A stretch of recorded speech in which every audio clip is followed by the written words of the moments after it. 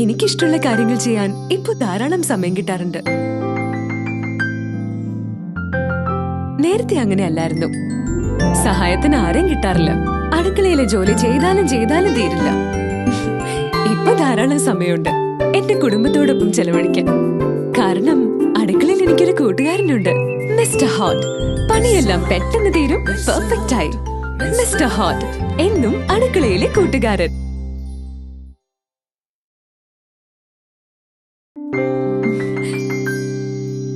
എന്റെ മോളൂട്ടി പോലും ഇപ്പൊ പറയും, എന്റെ മമ്മി ഉണ്ടാക്കുന്ന ഫുഡ് എന്ത് ടേസ്റ്റിയാ, അടിപൊളി.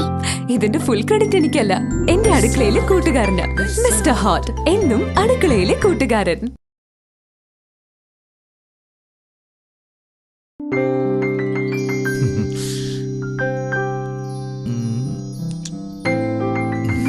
എന്റെ അമ്മയുടെ കൈപ്പുണ്യം കിട്ടി.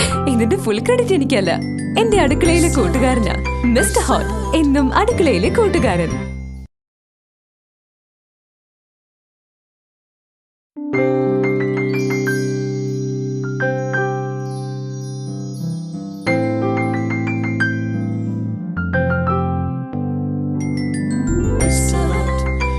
Mr. Hot, always hot in the kitchen.